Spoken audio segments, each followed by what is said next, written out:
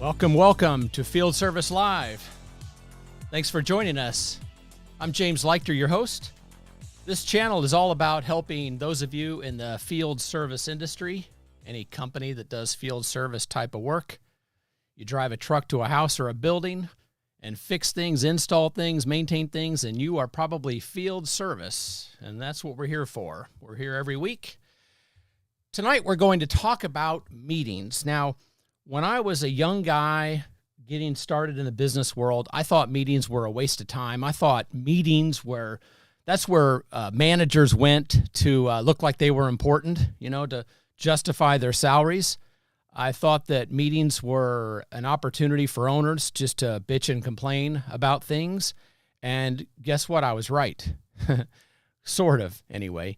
I think that people use meetings for the wrong reasons. I think meetings are extremely important. They can be a waste of time, but they can also be and should be the most valuable opportunity, the most important opportunity that managers and owners have to improve their companies and certainly improve the performance of their staff members. I think meetings should be thought of as the most efficient way to leverage management time. I believe that managers have 4 basic duties. That is to gather information, give information, which is the same thing as training, make decisions, and nudge subordinates or push them forward to make them better, to help them evolve as people. Those are the 4 things that a manager does. So again, it's collect information, give information, train, and to make decisions, and to help your teammates, your coworkers evolve as people. Now, if you agree with me and think that those are 4 important things, then what better way to do those 4 things?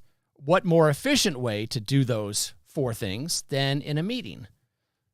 So meetings are really important if you want to efficiently be a manager. You have to have meetings, but you have to get good at it. So I would say that if I were advising any new manager, well, old manager too, I guess, anybody wanting my advice on management, the first thing I would talk about is meetings. I would ask, when do you have meetings? Who do you have meetings with? Show me what a typical meeting looks like in your company. Because I think meetings are absolutely essential to running a good business. And when I have been inside or been involved in great businesses, they have a lot of things in common. One of them is meetings. They know how to do a good job conducting meetings. I think that if you're an owner, you always have 2 responsibilities. I mean, as an owner, you're trying to get to the point where you're no longer working in the company, you're working on it. Hopefully, you'll transition to a point where you're not needed on a daily basis, and I struggle with that, so I'm not telling you that because I've got it mastered. It's really difficult to get your businesses to a point where you're not needed on a regular basis, but it's doable. But I think no matter what happens, an owner always has 2 responsibilities, and that is to impart company values and build company culture. So no matter where you are as an owner, the one thing you can't or shouldn't escape from is imparting company values, always sharing the values of the company, your core values, your company's core values.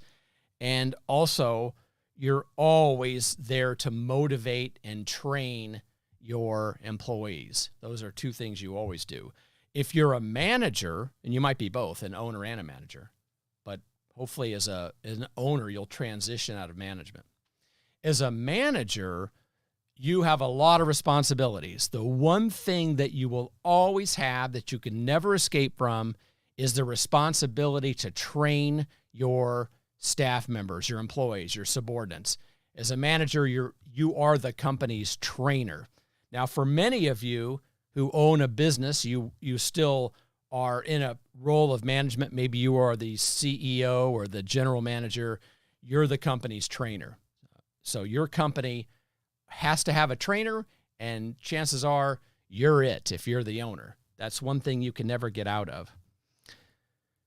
So let's talk about meetings. There are basically two types of meetings. There are process-oriented meetings and there are mission-oriented meetings. Now, a process-oriented meeting is a regularly scheduled meeting on a rolling basis.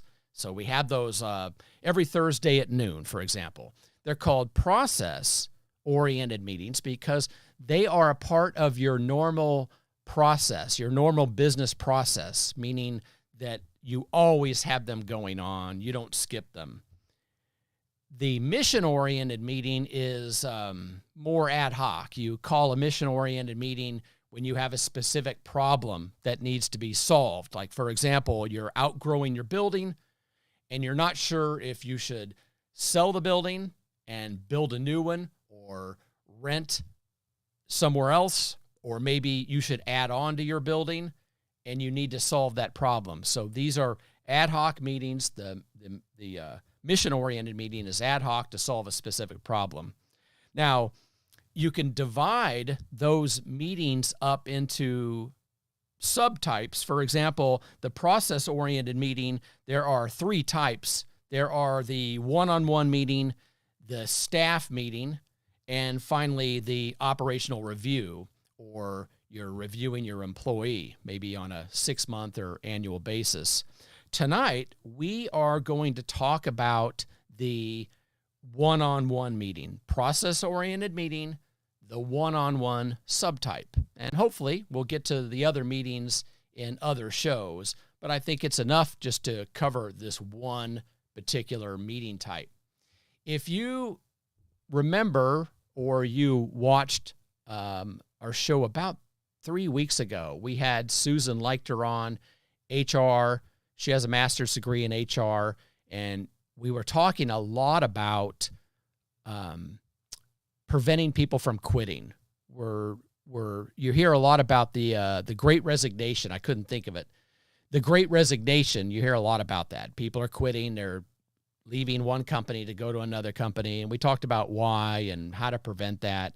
Well, one of the things that I hear from owners, managers all the time is, so-and-so left, and I had no idea she was going to leave, and Bob left, and I had no idea Bob was going to leave.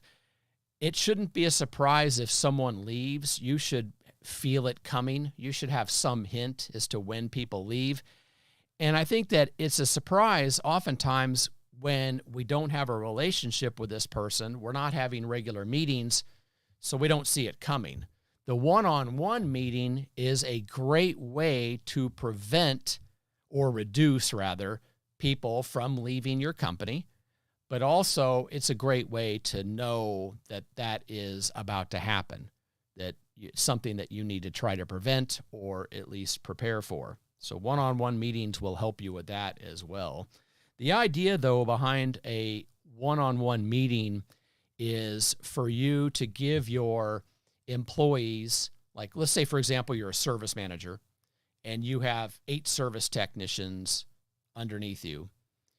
You want to meet individually with all 8 technicians. You will have a meeting with all of them, a department meeting, a staff meeting, but you want to have a one-on-one meeting with each of those service technicians. I use the service department as an example. This could be a support department, install department, an accounting department. It doesn't matter. You want to have a one-on-one meeting with each of those technicians in addition to your group or staff meetings. During the one-on-one meeting, this is their opportunity, their regularly scheduled opportunity to say anything they want, ask any questions, bring up problems that they might have in your company. This is their time. This is not your time to tell them your problems, either about the company or even about them. There's other times for that. This is their opportunity to tell you their problems. In fact, here's your rule. Your job is to make them tell you their problems. You're not going to tell them your problems, right? You want to get them to tell you their problems. I think that these meetings need to happen once a week when people are new and they're not familiar enough, or they don't have a high level of understanding of their duties, their job tasks. And then eventually you could go to every 2 weeks, but certainly no more than 2 weeks. Every 1 week, every 2 weeks, depending on their skill level. And you'll get an idea, because if you're struggling to do anything in these meetings, you'll realize, well, you can go from 1 week to 2 weeks. Now, some of you might be thinking, I think meetings aren't really necessary. I see Bob, I see Nancy at the water cooler all the time. I work very closely with my people. If they have something to say, they'll just say it to me in the hallway. That's not true. I know it seems like they would, but they won't. Many people will not anyway. People need to know that they're going to have an opportunity to talk to their manager on a regularly scheduled basis, and it's predictable. So they know every Tuesday they're going to see you at 2 o'clock, or every other Tuesday they're going to see you at 2 o'clock. I would schedule these meetings for 1 hour, so they're officially 1 hour long, but on your calendar, I would block off 90 minutes. The reason why is many important things come up at the 55-minute mark. Trust me, it'll happen if it hasn't happened to you. When you schedule a 1 hour meeting, many people will wait till about 5 minutes left to bring up something super important. That's why you want to secretly schedule these for 90 minutes. Set aside 90 minutes, but the meeting is officially 1 hour. Don't ever tell anyone that it's really 90 minutes, because then they'll wait till the 85th minute to bring up that important thing. Remember, your job is to get them to talk to you. You're not there to talk to them, or at least you're not there to evaluate their performance or to be critical in any way. That's the important part. That's where a lot of people make big mistakes during these meetings. You can look at a meeting another way. If you have a meeting every 2 weeks with one of your employees, this is your opportunity to enhance the next 2 weeks of their work. So in other words, you're meeting with them every couple of weeks. This is your opportunity to sit down with them and impart information. You're gathering information, you're imparting information, you're training them, you're helping them resolve issues, concerns, things like that. The idea here is to enhance the quality of their work until the next meeting, 1 week or 2 weeks away. And there'll be an instant return on investment. If you really take the meeting seriously and help them do a better job, help them learn their jobs, become more efficient, become more comfortable, there's absolutely a return on investment with regard to your time spent on that meeting. If you joined us last week, I showed all of you some of my favorite books that I think managers and owners should be reading. 2 of those books were Traction by Gino Wickman, and there is a link to this book in last week's show. And the other book was High Performance Management by Andy Grove. This is an older book. Andy Grove passed away. He's the former president of Intel. He wrote what is considered to be one of the best business books, not just by me, by business people, by big shot business people, not losers like me, but I'm talking people that are really successful. Love this book. So it's not just me. This book is considered a classic by CEOs of very large companies. I consider it to be a must-read. He does a really good job of talking about meetings, one-on-one meetings, staff meetings. Traction does a good job of talking about company meetings, or at least meetings with all the company's managers, but it doesn't talk a lot, or really it doesn't talk anything about one-on-one meetings. And this book does a really good job of it. So if you happen to have this book, turn to about page 78, and I think that's when it starts talking about meetings, and you'll see some of the things that we're talking about here. So in a one-on-one meeting, again, every week or two, your job is to get them to talk about their problems. Based on what you're hearing, you want to coach them on how they can be more comfortable doing their job, how they can do their job more efficiently. It is an opportunity for you to bring up things that you feel like they could do better, but you have to be careful, because this is not a performance review. and it's a bad time, by the way, to be criticizing their work, you want to call a special meeting for that.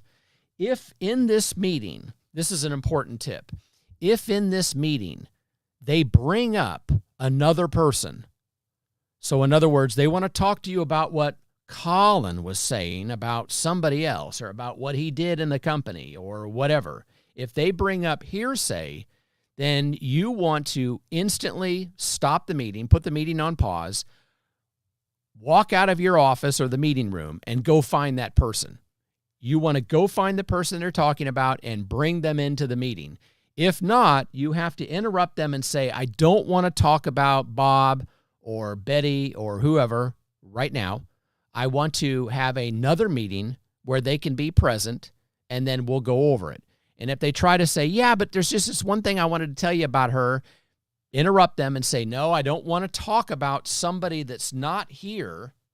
I don't want to hear what they said without them being here to tell me what they said. So it's really important that you avoid having meetings about other people when those other people are not present. If that is the main thrust of what they want to talk about, you might stop the meeting and reschedule it at that point. Or you may want to just dodge that for the moment, have the rest of the meeting, call another meeting to bring that person in.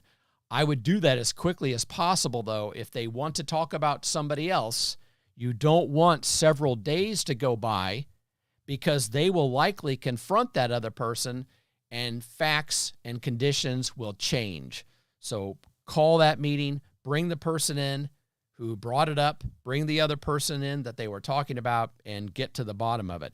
Yes, people will be uncomfortable with that.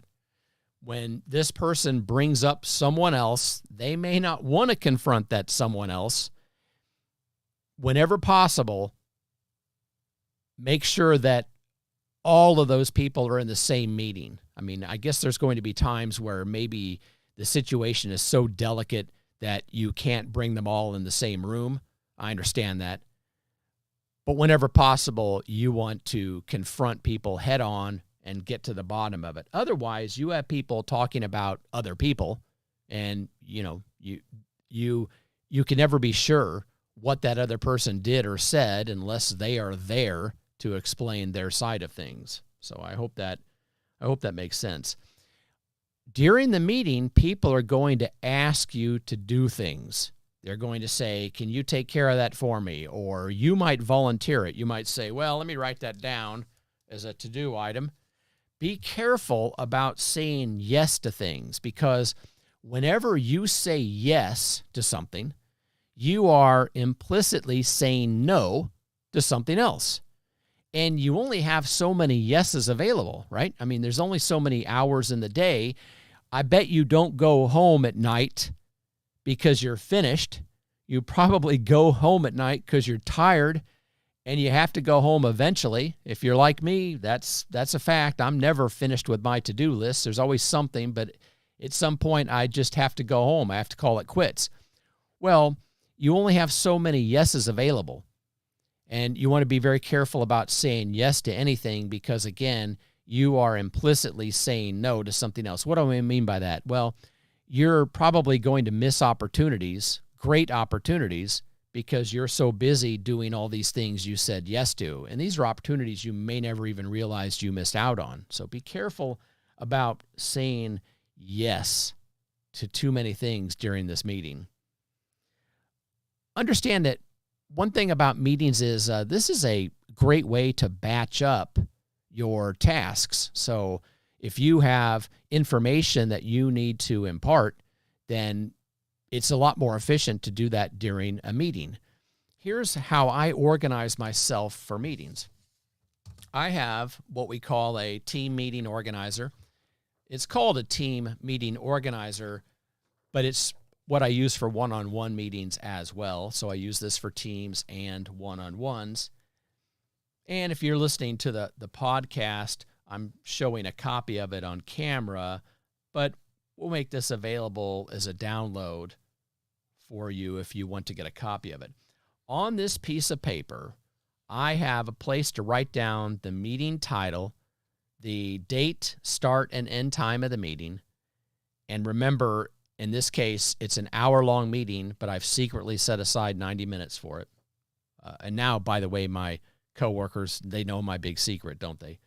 And I write down the attendees of the meeting. If it's a one-on-one, it's just myself and one other person. If it's a team meeting, then I write down who attended the meeting.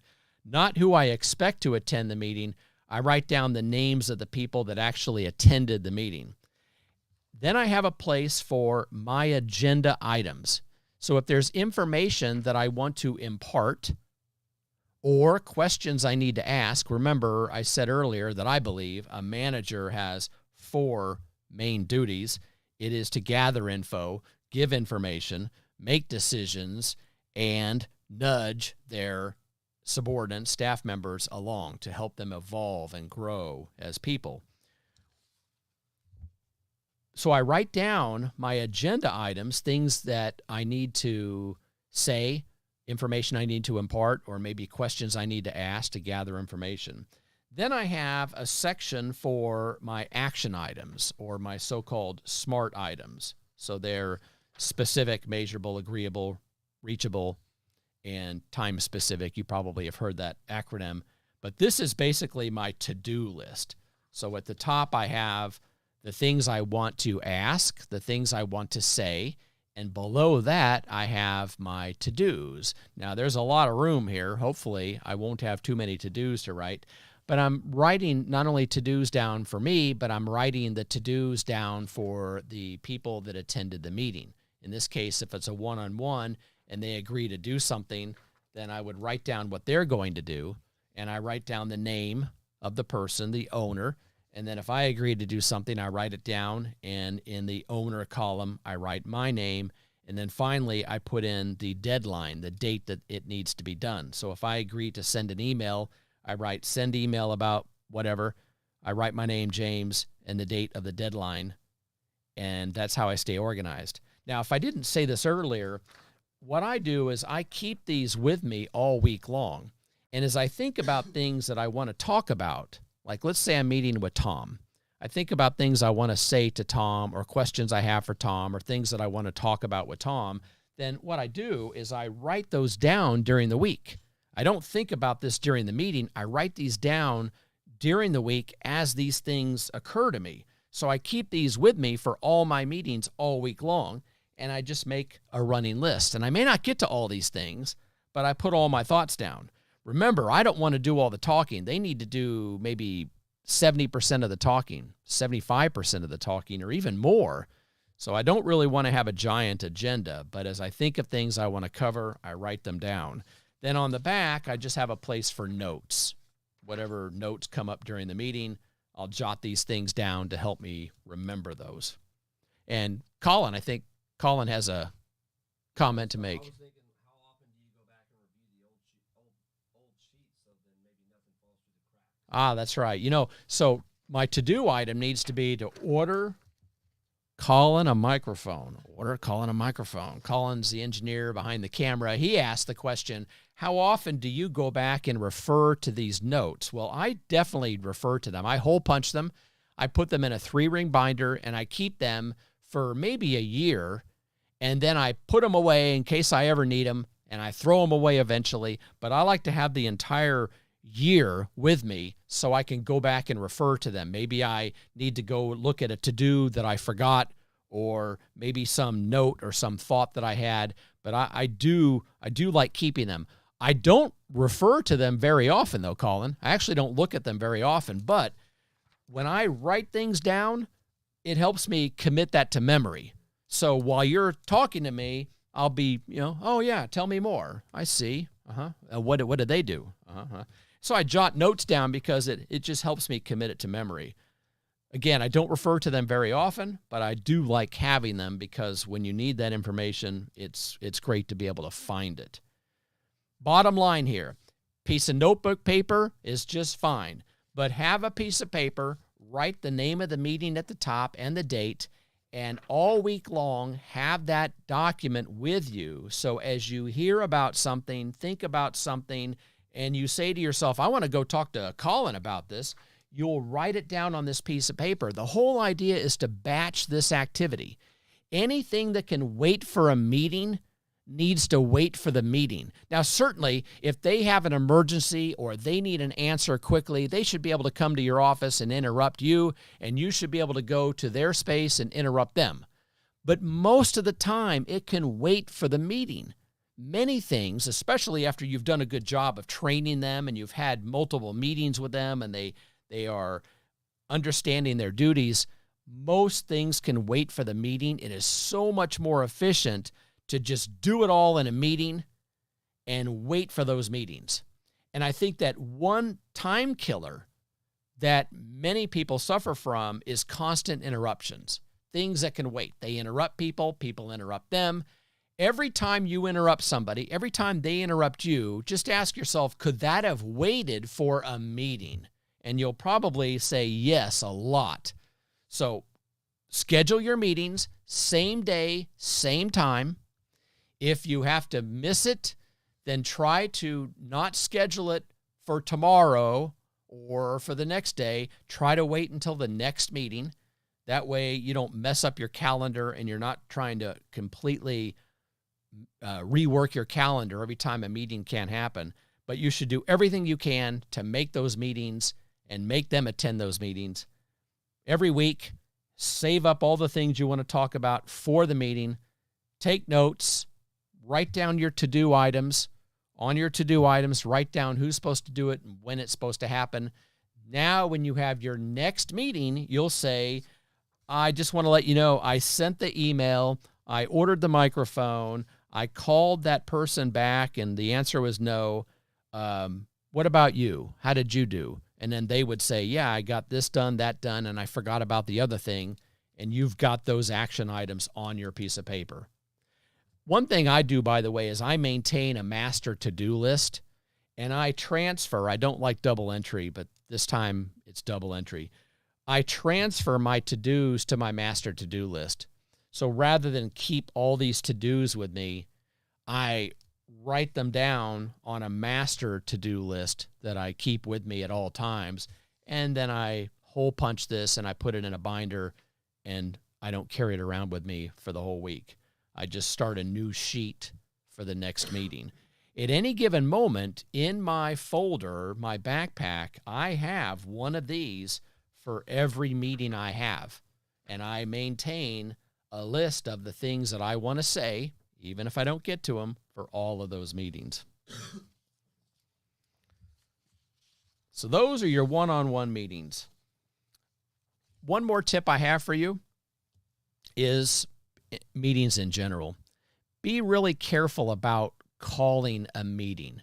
I talked about the one-on-one meetings primarily in tonight's show, but when you have meetings or you have ad hoc meetings where you're calling a meeting or you're having a staff meeting, a company meeting, a meeting with multiple people, first of all, don't have a meeting unless you really need to, unless there is some specific reason to have it, some outcome you're hoping for.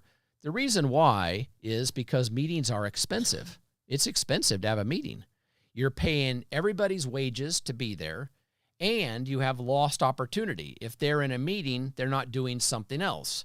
So most people don't really give a lot of thought to how expensive a meeting is. But by all means, I'm a big believer in meetings, but I want you to know that they are expensive, and you want to be careful about calling a meeting. Now, when you do call a meeting, be careful about who attends the meeting. Only stakeholders should attend the meeting. So in other words, people that have a direct stake in the outcome, people that have authority to do things for this outcome, stakeholders. You don't want to let anyone in the meeting just for the sake of letting them come to the meeting so they know what's going on. If they are not a direct stakeholder for this particular problem or subject, then they should not attend the meeting. Once the meeting is over, whether it's a one-on-one or any other type of meeting, the last thing you want to do is ask yourself, do I need to notify anyone else about this meeting? In other words, was there anything in this meeting that needs to be discussed with a manager or another employee, or do I need to send out an email to the whole company?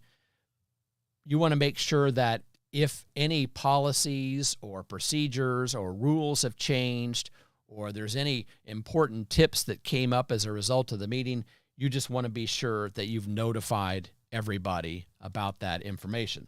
So that would go on your to-do list on that same sheet. You'd write that down, and you go ahead and let other people know about important information that came up in that meeting. Oftentimes we forget that, and then people are surprised when a rule is changed or a new rule has been added or a new step has been added to existing processes. I hope that has helped you with one-on-one meetings. I just want to leave you with the idea that meetings can be a giant waste of time, but they can also be the most important thing that you can do in your company. I'd like you to think of it like this. If you're a sports fan, a baseball fan, managers, baseball managers, do they have meetings? Of course they do. Baseball managers don't hit the ball. They don't throw the ball. They don't catch the ball. Football head coaches don't kick field goals. They don't score touchdowns. They have meetings. They have meetings where they gather information. They impart information. They make decisions on what we're going to do next time around. They train everybody during these meetings. Practices are really a form of training, aren't they? Where the head coach is training everybody with the help of the assistant coach. But can you imagine for a minute a head coach that refused to have meetings? I think that they would be a very ineffective coach or manager. So I hope I've convinced you that good meetings, meetings well done, are absolutely crucial to your success, and they are crucial to any kind of efforts that you have to get anything specific done in your business. You're having trouble getting traction, having trouble growing, having trouble with staffing, surprised people are leaving, have meetings. Now, if you've enjoyed this presentation, I wish you would please like it. Hit the bell. There's a little bell you can hit to get notifications. If you subscribe, it really helps us, because then YouTube says, people are subscribing to this channel, and it puts us a little bit higher on their lists and makes it easier for people to find us. So you'd be doing us a giant favor by liking and subscribing. The notifications are just so it's handy. You'll get a notification that the show is about to start, or maybe the show has been rescheduled. Once again, I'm James Leichter. I want to thank Colin, my engineer, for taking care of everything so I can sit up here and just talk to you. I hope to see you next week. Good night.